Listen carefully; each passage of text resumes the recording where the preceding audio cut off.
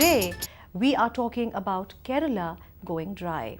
Now, while this might be seen as a larger good and as a positive move, it will have a lot of implications in various sectors. 12 functioning bars will not be renewed after 2015 March. Only 5-star hotels will be granted by licenses, and state-run retail outlets will be phased out every year by 10% of them will be phased out per year. Liquor vendors will be shut every Sunday. The first day of the month is already a dry day. I know you love your drink. Of course, no doubt. No, my first comment is that I have one more reason to drink.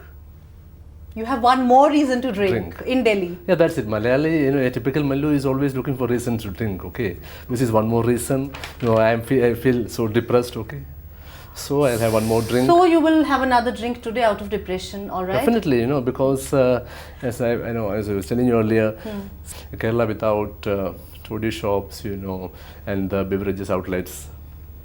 Yes. Toddy shops are of course there, but otherwise, the so-called Indian-made foreign liquor. Without that, how can anyone, a typical Mallu, particularly the male chauvinist Mallu of Kerala, how can, example, gold, of course. Yeah. It's like, Kerala men are obsessed with liquor, Kerala women are obsessed with gold. I feel it reeks of the typical Malayali hypocrisy, where we know that it's not going to work. All right. And we are going to witness bars on wheels, bars behind pillars, bars in toilets. Taking liquor at home, that is what AB was saying, that is actually a disservice to the women and children because you're opening bars in your own home. Problems are there, and this is only one aspect of it. As I told you earlier, suicide rate is very high. I was talking to a friend of mine who is a psychiatrist. He was telling me of at least 10% of the students are having attention disorder problems, mental disorders. 1.5% of the entire population is having some serious mental disorder. Of course, there are so many factors there, because I would say there are some political parties which want to divert attention from certain issues.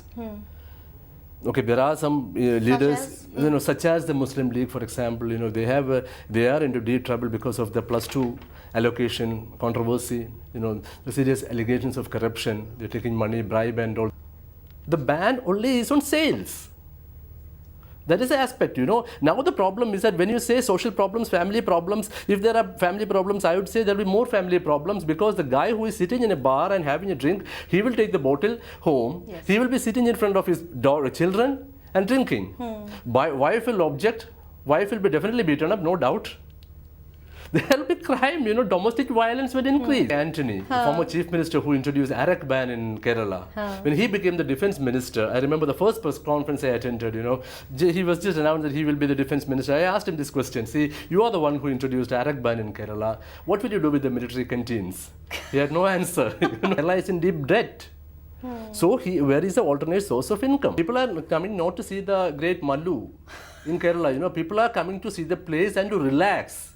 These are the people who have really, damaged the kind of self-esteem, the kind of insecurity they have, cultivated in the minds of the average Malayali.